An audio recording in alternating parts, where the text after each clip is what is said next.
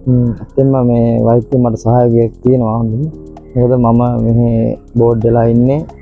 අපි මාසෙකට දෙපාරක් තමයි ගම යන්නේ. ගියපුවාම අපේ අඳුන් පැළඳුම් ටික හොදලා කරලා එයාගේ යාම ටික උනත් විශේෂයක් තියෙනවා. අපි මාසෙකට දෙපාරක් යන නිසා ලොරිය වැඩ කරනකොට මට බත් එක ගෙනල්ලා තවුමට ඇවිල්ලා කඳාන්න දීලා යනවා මේක කන්නේ. ඒ වගේ ලොකු කැපකිරීමක් කරේ කෙනෙක්. ඇවිල්ලා බත් එක දීලා යනවා, සමහරවිට තියෙන දේ පිරිමහගෙන අපි කාලා බීලා ඉන්න. ඒ වගේ ශක්තියක් තියාගෙන අවුරුදු 10ක් තුල මාත් එක්ක මේ ගෙවපු ජීවිතේට මම යාට ස්තුතිවන්ත වෙනවා.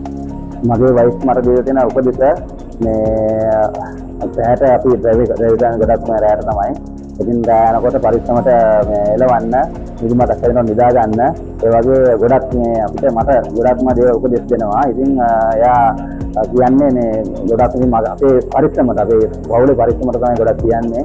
ඉතින් එයාගේ මොන වැඩ තිබුණත් ඉතින් අපි ගැන ගොඩක්ම හොයලා බලනවා. ඒකයි මම එයාට ගොඩක් ආදරේ. ඉතින් නිශ්ශබ්දතාවයට ඉවසීමටයි මම එයාගේ ගොඩක් කැමතියි.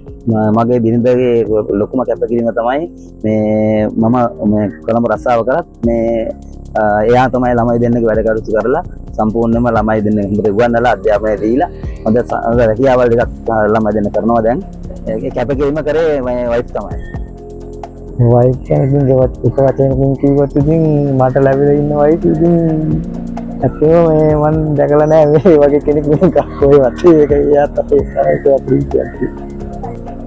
මගේ වයිෆ් ගැන මට ප්‍රකාශ කරනවා නම් එක අදහසක්. ඇයට තියෙන්නේ ඉතාමත් දරා ගැනීමේ ශක්තියක්.